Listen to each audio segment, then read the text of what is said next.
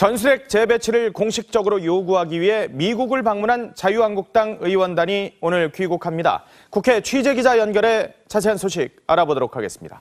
정수양 기자. 네, 국회입니다. 전술핵 재배치 요구에 미국 내 반응 엇갈렸다면서요? 네, 방미 중인 자유한국당 북핵 특사단은 미 국무부와 의회 인사들을 잇따라 만나 전술핵 재배치를 요청했습니다. 전술핵 재배치와 독자 핵무장 여론이 높다는 점을 강조하며 북핵이 완성된 상황에서 전술핵을 배치해야 한다고 주장한 것으로 전해졌습니다. 하지만 미국 내 반응은 엇갈렸던 것으로 전해집니다. 코리 가드너 미 상원 외교위원회 동아태 소위위원장은 북핵은 미국 해부산으로 방어할 수 있다며 부정적인 입장을 밝혔습니다. 조세균 대북정책특별대표 등 미 국무부 인사들도 전술핵 배치에 부정적인 미 정부의 공식 입장을 밝혔습니다. 크리스 벤 홀런 의원은 전술핵 재배치 논의는 유효할 것이라며 앞으로 활발히 논의돼야 한다고 말했습니다. 또 에드윈 스틀러 헤리티지 재단 회장도 한국의 전술핵 배치 논의를 트럼프 대통령에게 전하겠다고 전한 것으로 알려졌습니다. 3박 4일 일정으로 미국을 다녀온 한국당 의원단은 잠시 후인 오후 5시쯤 인천공항을 통해 귀국하는데요. 의원단은 방미 성과와 소감 등을 밝힐 예정입니다. 지금까지 국회에서 TV조선 정수양입니다. 미 백악관이 북한의 중거리 탄도미사일 추가 도발과 관련해 군사 행동은 가능하다며 외교적 해법의 한계에 다다랐음을 시사했습니다. 한미일 정상은 유엔 총회를 계기로 오는 21일 정상회담을 가질 예정입니다. 송지욱 기자입니다. 미 백악관이 북한의 추가 미사일 도발에 대해 미국이 군사적 옵션을 배제하지 않고 있음을 분명히 했습니다. 맥메스터 백악관 국가안보회의 보좌관은 우리 시각 오늘 새벽 백악관 기자회견에서 군사 옵션은 있다며 대북 강경 기조를 재확인했습니다. And so for those who have said and have been commenting about the lack of a military option, there is a military option. 군사 옵션이 선호되는 방안은 아니라고 덧붙였지만 외교적 해법에는 한계에 다다랐던 점을 강조한 겁니다. Or, we've been kicking the can down the road and we're out of road. 함께 회견한 니키 헤일리 유엔 주재 대사도 더 많은 제재가 취해질 수 있다면서도 북핵 문제가 외교적 노력으로 해결되지 않으면 군사적 옵션을 선택할 수 있다는 점을 시사했습니다. 백악관은 다음 주 미국 뉴욕에서 열리는 유엔 총회를 계기로 오는 21일 문재인 대통령과 트럼프 미 대통령, 아베 일본 총리가 오찬을 겸한 정상회담을 한다고 밝혔습니다. 북핵 시기가 빠르게 돌아가는 와중에 3국 정상은 북한에 대한 최대 압박 등 공조 방안에 협의할 전망입니다. TV조선 송지욱입니다. 북한이 6차 핵실험이 있은 지 12일 만에 다시 탄도미사일 도발을 감행했습니다. 네, 갈수록 거세지는 북한의 군사적 위협을 이 전문가와 함께 진단해 보겠습니다. 신행균 자주국방네트워크 대표 그리고 박원곤 한동대 국제지역학 교수 두 분 모셨습니다. 안녕하세요. 안녕하세요. 안녕하세요. 자, 이 대북 지원 재개 등 우리 정부의 유화 제스처가 계속되는데도 불구하고 북한은 또 도발을 거듭하고 있습니다. 문재인 대통령의 고민도 상당할 수밖에 없는데요. 자, 먼저 영상 보고 문 대통령 어떤 고민을 하고 있을지 기막힌 한 줄평 들어보도록 하겠습니다. 남북 적십자 회담과 군사 분계선상 적대 행위 중지를 위한 남북 군사 당국 회담을 북한에 제안하였습니다.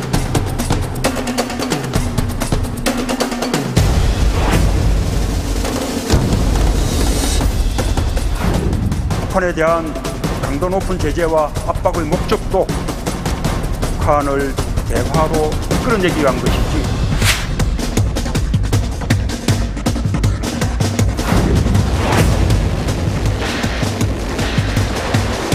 인도적 지원은 정치적 상황과 무관하게 지속한다는 것이 우리 정부의 기본 입장입니다.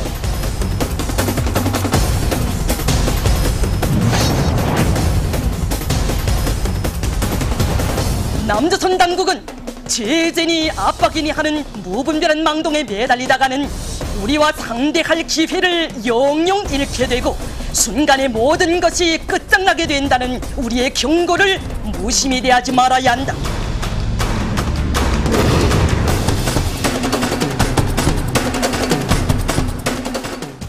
자, 지금 화면으로 봤습니다만은 지금 문재인 대통령이 뭔 얘기를 하면 바로 다음 날 지금 북한이 도발을 하게 되는 그런 상황이 벌어지고 있는데 문재인 대통령의 지금 신경 어떨지 기막힌 한 줄 평 좀 부탁드리도록 하겠습니다. 자, 두 분은 과연 문재인 대통령에 대해서 어떻게 지금 생각을 하고 헐리요? 뭐 이렇지 않겠습니까? 아, 그럴까요? 네, 방금 이제 우리 그 앵커 멘트 때도 그렇게 말씀을 하셨고 예. 자막에도 그렇게 나오는데 문재인 대통령이 운전자론 이야기 주창을 하시니까 예. 그 다음날 미사일 쏘고 예. 또 문재인 대통령이 사드 배치를 좀 더 면밀하게 하겠다라고 예. 하니까 또 미사일 쏘고 예. 그래서 임시 배치 즉각적으로 예. 가게 되는 것이고 또 이번에도 대북 인도적 지원 하겠다 하니까 그 다음날 또 미사일 쏘고 예. 그래서 뭔가 그동안 그 대통령 선거 기간 중에 또는 야권에 있을 때 생각해왔던 예. 그런 그 북한과의 여러 가지 관계 설정에 있어서 예. 그 전략들 다 이제 펼치고 싶은데 예. 그 펼치는 멘트를 할 때마다 그 다음날 북한이 이런 전략적 도발을 하게 되니까 예. 뭐 이런 그 한숨 정말 울고 싶은 그런 마음이 아니겠나 싶습니다. 아하. 박 교수님은 설상가상이라고 하셨네요. 신 대표랑 미리 서로 짜지를 않았는데 같은 예. 의미입니다. 근데 뭐 저는 오히려 학교에서 학생을 가르치는 입장에서 예. 요즘 학생들 표현으로 저렇게 헐 그렇게 쓰는 것이 맞았을 텐데 저는 좀 예. 굉장히 불편하게 이렇게 길게 썼습니다. 사자성어를 썼는데요. 같은 뜻이죠. 예. 이게 사전적 의미는 난처한 일이나 불행한 일이 잇따라 일어난다. 그렇죠. 거든요. 그러니까 대통령의 입장에서는 뭐 꼭 뭐 문재인 대통령뿐만 아니라 대한민국 대통령 다 마찬가지일 겁니다. 예. 대통령이 취임하고 나서는 평화를 가져오는 대통령으로 남고 싶고 예. 또 남북 간의 관계가 개선이 되고 또 어쨌든 간에 잘 풀려나가는 것을 바라지 뭐 전쟁이나 위기나 그런 것을 원치는 않았겠죠. 예. 뭐 문재인 대통령도 마찬가지였다라고 생각을 하는데 본인이 생각했던 구상이랑은 굉장히 다르게 지금 진행이 되고 있지 않습니까? 그것도 예. 한두 번이 아니라 처음에는 어떻게든지 좀 이렇게 조정을 해보고 하려다가 이제는 거의 돌이킬 수 없는 강을 건너가는 그런 김정은의 선택들이 나타나니까 예. 이것이 바로 잇따라서 이런 난처한 일들이 지금 쌓이고 쌓였다. 그래서 아마 문 대통령의 입장에서는 예. 설상가상이다라고 예. 느낄 것이라고 생각합니다. 네, 문재인 정부 들어서 북한 도발이 벌써 11번째인데요. 예. 앞으로도 계속해서 이렇게 이어질까요? 앞으로라는 것은 뭐 길지 않은 미래라고 저는 생각합니다. 왜냐하면 그 지금 이렇게 도발을 하는 것이 문재인 정부를 곤란하게 만들기 위해서 하는 도발이 아니고 예. 자기네들의 목표가 핵 보유 완성이거든요. 그렇죠. 그렇기 때문에 지금 핵 보유 완성의 뭐 9분 능선도 넘었어요. 제가 보기에는 예. 9.5분 능선. 이제 몇 발만 더 디디면 바로 정상이 적인데 800만 달러 뭐 회담 뭐 인도적 지원 이런 거 하고 바꿀 수 있는 가치가 아닌 것이죠, 지금. 예. 그래서 문재인 정부와 사실은 뭐 잘 지내고 싶을 수도 있죠. 예, 그렇지만은 그들의 전략적 목표가 문재인 정부와 즉 우리 남한과 잘 지내는 것이 목표가 아니고 예. 핵 개발을 해서 완전히 공고화된 어떤 그 세습 체제를 이어나가겠다. 예. 이게 이제 목표이기 때문에 바로 몇 발만 디디면 되니까 1년 정도 앞으로 한 1년 정도까지는 지속적으로 도발이 이어지지 않을까 지속적으로. 생각합니다. 아니 그런데 유엔에서 사실 대북 제재 결의안 그 어느 때보다도 강하다. 물론 이 원유를 다 차단해버리는 그런 것까지는 안 갔습니다만 그래도 매번 점증된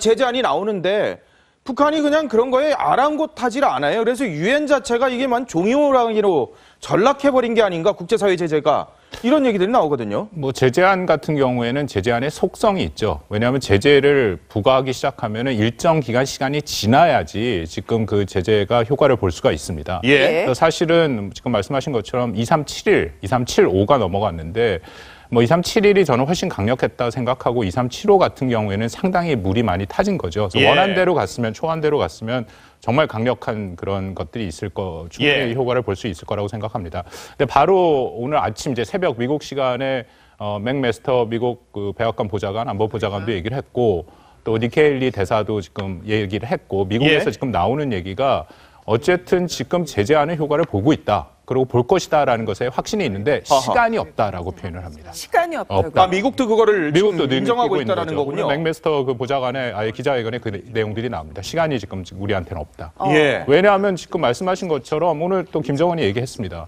그 자신들의 핵무력의 종착점이 바로 이제 바로 앞에 있다. 맞아요. 예, 그래서 공식 선언을 했죠. 오늘. 공식 선언을 예. 했죠. 끝장을 보겠다라고 예. 얘기를 하고 있거든요.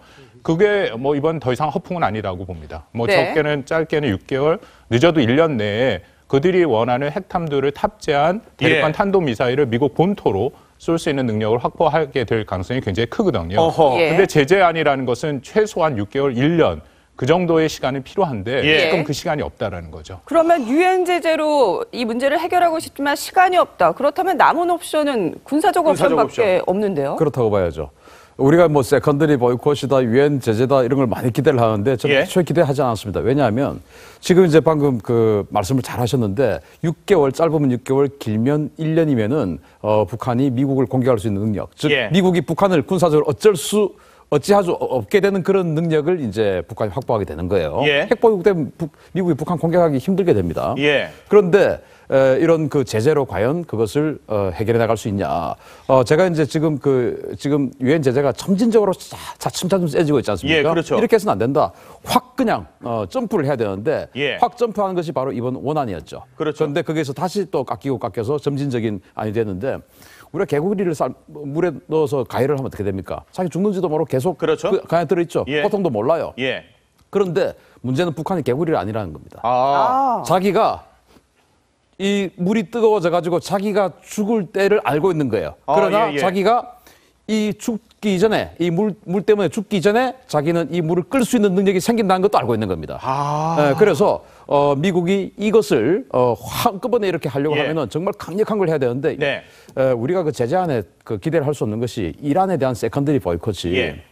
2010년부터 5년 동안 무료해가지고 2015년 7월 달에 이란이 손을 들었어요. 예. 예. 그런데 지금 북한 지금 6개월 남았는데 되겠습니까? 이란 핵실험도 한 적도 없어요. 예. 그런데 핵 개발하지 마라. 이거 가지고 5년을 끌었는데 북한은 지금 다 됐는데 이걸 갖다가 내놓겠습니까? 그래서 정말 그 군사적 공격의 가능성이 그 어느 때보다 커지고 있다. 자, 그런데 미국이 선택할 수 있는 군사적 옵션이라는 게 네. 공격 가능성을 어떤 걸 어떻게 할 수 있는 거예요?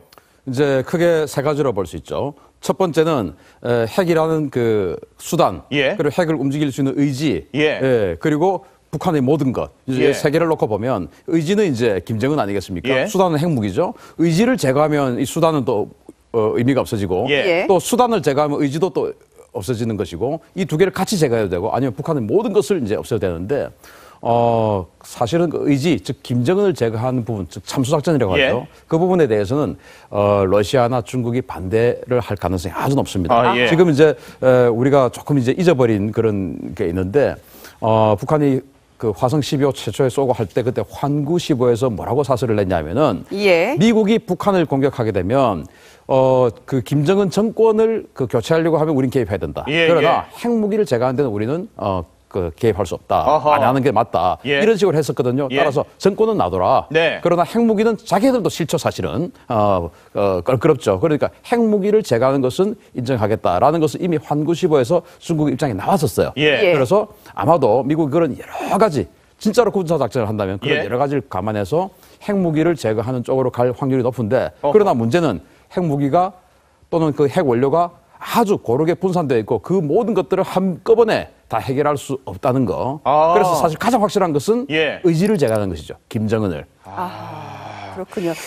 교수님은 어떻습니까? 미국이 실제로 군사적 선택, 이걸 강행할 가능성이 있다고 보십니까? 아니면 이건 그냥 말폭탄이라고 보십니까? 상당히 제한됩니다. 근데 사실 오늘도 그 맥메스터 국가안보보좌관이 그 얘기를 했습니다. 이제 지금 뭐 많은 분석들이 이미 나와서 미국이 쓸 수 있는 군사적인 옵션, 선택이라는 것이 상당히 제한된다라는 의견들이 많이 나오니까 예. 그것에 대해서 해명을 한 것이 우리는 여전히 그 옵션을 갖고 있다라고 얘기를 합니다. 근데 군사적인 옵션이라는 것은 북한을 직접 공격하는 것도 군사적인 옵션 중에 하나지만 예. 일종의 무력 시위도 군사적인 옵션이 될 수 있고요. 해상 봉쇄 같은 것도 군사적인 옵션이 될 수 있습니다. 예. 근데 우리가 예. 지금 얘기하고 있는 건 우리 신 대표님 말씀하신 거를 좀 개념별로 약간 정리를 한다면 선제 타격이 있고요. 선제 타격은 뭐 이번에 화성 12형 쏜 것처럼 북한이 미사일을 쏘려고 할 때 먼저 예. 타격을 하는 거죠. 예. 근데 그것도 뭐 별로 효과가 없는 것이 북한의 산지한 미사일들을 다 어떻게 할 수 없지 않습니까? 그렇죠. 예, 예. 그리고 또 결정적으로 그 미사일에 핵탄두가 있는지도 모르고 예. 그 미사일이 어느 방향으로 날아가는지도 모릅니다. 그래서 예. 선제 타격이라는 것은 굉장히 실행하기 힘든 거고요. 예. 또 하나는 이제 예방 타격이 있는데 예. 그것은 북한에 있는 이제 미사일과 이동형 미사일 발사대 그리고 북한의 산지에 있는 이제 그 원자폭탄이나 수소폭탄의 원료가 되는 플루토늄이나 이제 고농축 우라늄 시설들을 공격하는 건데 그것도 너무 많기 때문에 산지에 있고 위치도 확인이 안 됩니다. 그래서 그것도 사실은 안 되고요. 그리고 아까 말씀하신 이제 그 지휘부 제거 작전, HVT라는 것이 있는데 그것도 그렇게 만만한 일은 아니죠. 왜냐하면 혹시라도 제거를 한 후에 그 다음 수순이 어떻게 될 거냐. 김정은을 제거한다고 반드시 김정은을 대체할 개혁 개방을 할 만한 그런 지도자가 나올 것인가에 대한 문제도 있는 거고 또 중국이 그것에 대해서 개입할 가능성도 크고 그게 지금 군사적인 옵션의 큰 덩어리인데요. 더군다나 이제 트럼프 행정부의 속성을 저희가 이해할 필요가 있는데 이 사람은 이 대통령은 어쨌든 간에 비용 대 효과를 계산합니다. 그래서 이 지금 모든 옵션들을 실행했을 때는 한반도의 확전 가능성이 있다라는 거죠. 미국이 절대 원치 않습니다. 그런 지금 우려 때문에 사실 군사적인 선택이라는 것은 상당히 제한된다. 그렇게 생각합니다. 이미 말로는 트럼프와 김정은이 전쟁을 시작한 것이나 마찬가지예요. 이 썰전의 수위가 계속해서 높아지고 있습니다. 트럼프는 미국의 첨단 무기가 산산조각이 낼 수가 있다. 그리고 김정은은 잡소리를 못 나오게 하겠다. 정말 이미 말로는 전쟁이 시작된 상황인데요. 이 썰전은 어떻게 저희들이 이해를 해야 될까요? 그러니까 오히려 이렇게 말로 주고받는 게 저는 한반도의 긴장을 어느 정도 통제하는 데 도움이 된다고 생각합니다. 오히려요? 왜냐하면 이렇게 말로 하지 않고 미국이 실질적인 군사적인 공격을 할 경우에는 말로 안 합니다.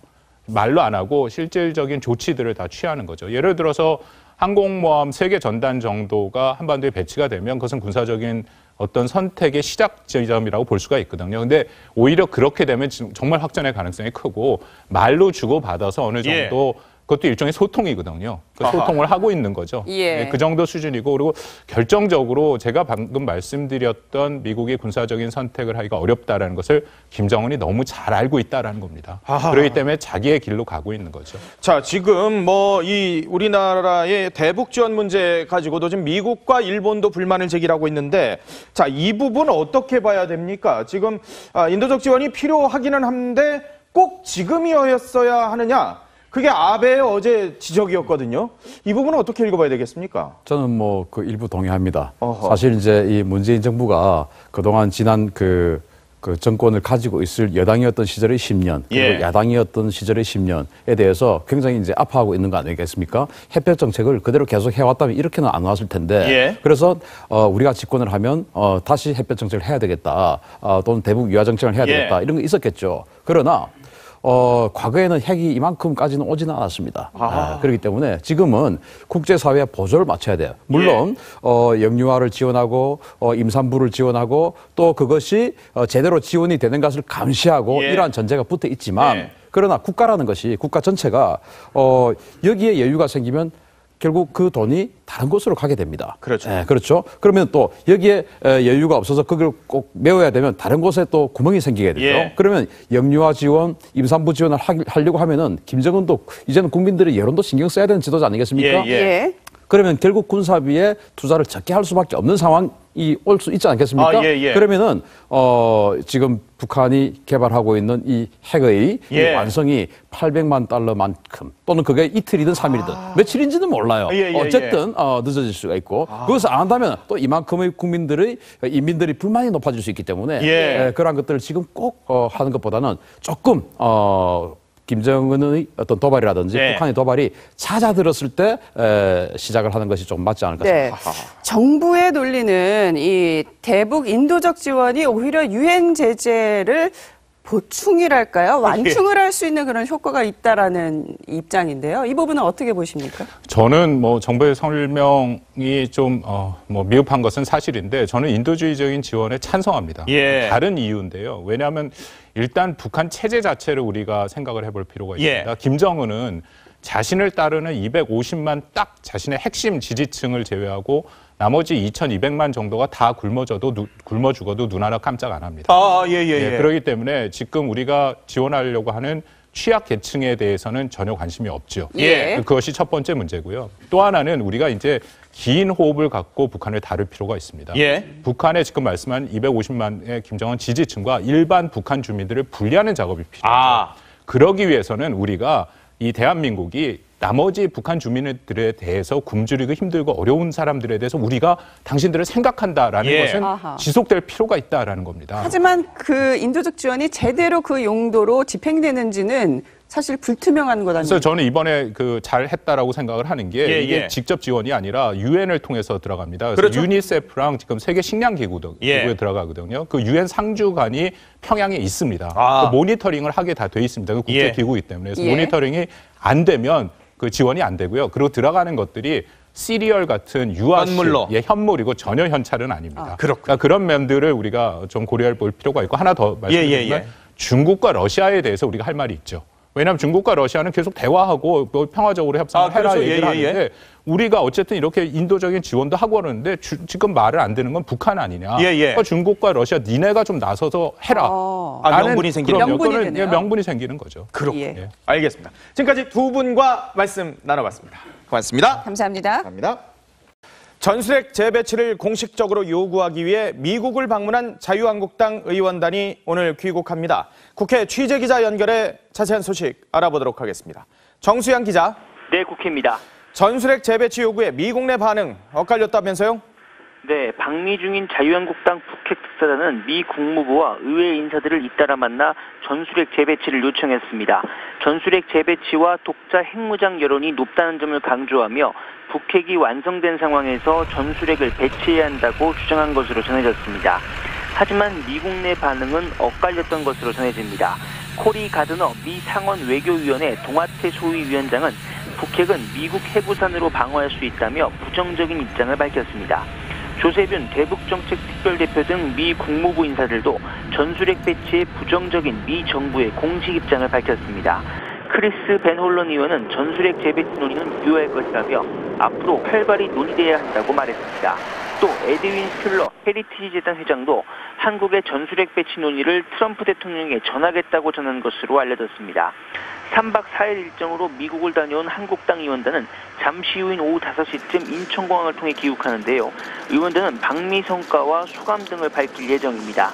지금까지 국회에서 TV조선 정수양입니다. 미 백악관이 북한의 중거리 탄도미사일 추가 도발과 관련해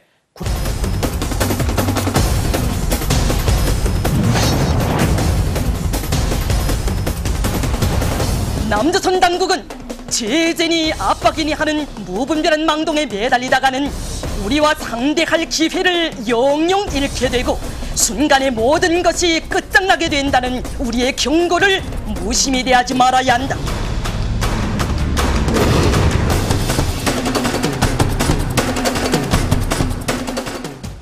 자, 지금 화면으로 봤습니다만은 지금 문재인 대통령이 뭔 얘기를 하면 바로 다음 날 지금 북한이 도발을 하게 되는 그런 상황이 벌어지고 있는데 문재인 대통령의 지금 신경 어떨지 기막힌 한 줄 평 좀 부탁드리도록 하겠습니다.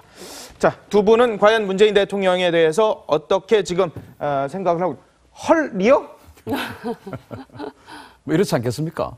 아, 그럴까요? 네, 방금 이제 우리 그 앵커 멘트 때도 그렇게 말씀을 하셨고 자막에도 그렇게 나오는데 문재인 대통령이 운전자론 이야기 주창을 하시니까 그 다음날 미사일 쏘고 또 문재인 대통령이 사드 배치를 좀 더 면밀하게 하겠다라고 하니까 또 미사일 쏘고 그래서 임시 배치 즉각적으로 하게 되는 것이고 또 이번에도 대북 인도적 지원 하겠다 하니까 그 다음날 또 미사일 쏘고 그래서 뭔가 그동안 그 대통령 선거 기간 중에 또는 야권에 있을 때 생각해왔던 그런 그 북한과의 여러 가지 관계 설정에 있어서 그 전략들 군사 행동은 가능하다며 외교적 해법에 한계에 다다랐음을 시사했습니다.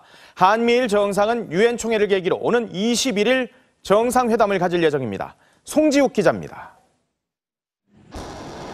미 백악관이 북한의 추가 미사일 도발에 대해 미국이 군사적 옵션을 배제하지 않고 있음을 분명히 했습니다.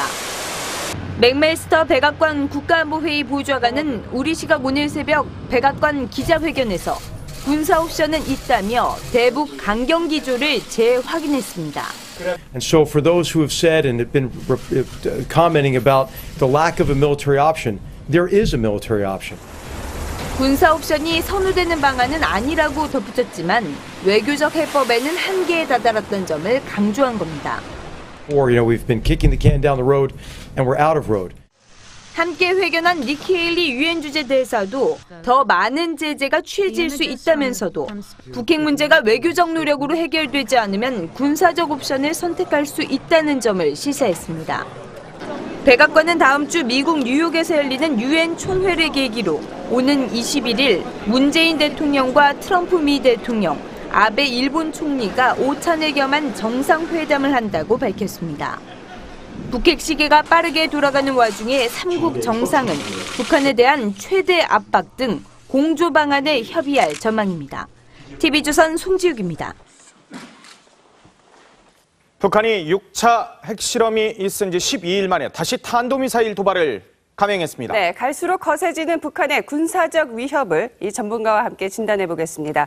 신행균 자주국방 네트워크 대표 그리고 박원곤 한동대 국제지역학 교수 두 분 모셨습니다. 안녕하세요. 안녕하세요. 안녕하세요. 자, 이 대북 지원 재개 등 우리 정부의 유화 제스처가 계속되는데도 불구하고 북한은 또 도발을 거듭하고 있습니다. 문재인 대통령의 고민도 상당할 수밖에 없는데요. 자, 먼저 영상 보고 문 대통령 어떤 고민을 하고 있을지 기막힌 한 줄평 들어보도록 하겠습니다. 남북 적십자 회담과 군사 분계선상 적대 행위 중지를 위한 남북 군사 당국 회담을 북한에 제안하였습니다.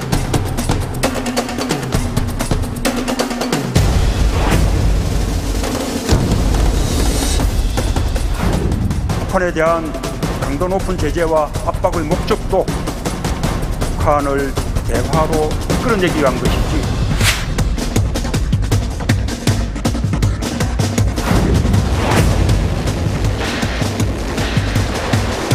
인도적 지원은 정치적 상황과 무관하게 지속한다는 것이 우리 정부의 기본 입장입니다.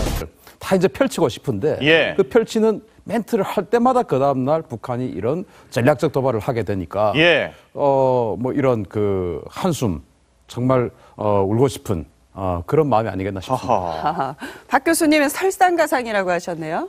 신 대표랑 미리 서로 짜지를 않았는데 같은 예. 의미입니다. 근데 뭐 저는 오히려 학교에서 학생을 가르치는 입장에서 예. 요즘 학생들 표현으로 저렇게 헐 그렇게 쓰는 것이 맞았을 텐데 저는 좀 예. 굉장히 불편하게 이렇게 길게 썼습니다. 사자성어를 썼는데요. 같은 뜻이죠. 예. 이게 사전적 의미는 난처한 일이나 불행한 일이 잇따라 일어난다. 그렇죠. 거든요. 그러니까 대통령의 입장에서는 뭐 꼭 뭐 문재인 대통령뿐만 아니라 대한민국 대통령 다 마찬가지일 겁니다. 예. 대통령이 취임하고 나서는 평화를 가져오는 대통령으로 남고 싶고 예. 또 남북 간의 관계가 개선이 되고 또 어쨌든 간에 잘 풀려나가는 것을 바라지 뭐 전쟁이나 위기나 그런 것을 원치는 않았겠죠. 예. 뭐 문재인 대통령도 마찬가지였다라고 생각을 하는데 본인이 생각했던 구상이랑은 굉장히 다르게 지금 진행이 되고 있지 않습니까? 그것도 예. 한두 번이 아니라 처음에는 어떻게든지 좀 이렇게 조정을 해보고 하려다가 이제는 거의 돌이킬 수 없는 강을 건너가는 그런 김정은의 선택들이 나타나니까 예. 이것이 바로 잇따라서 이런 난처한 일들이 지금 쌓이고 쌓였다. 그래서 아마 문 대통령의 입장에서는 예. 설상가상이다라고 예. 느낄 것이라고 생각합니다. 네, 문재인 정부 들어서 북한 도발이 벌써 11번째인데요. 예. 앞으로도 계속해서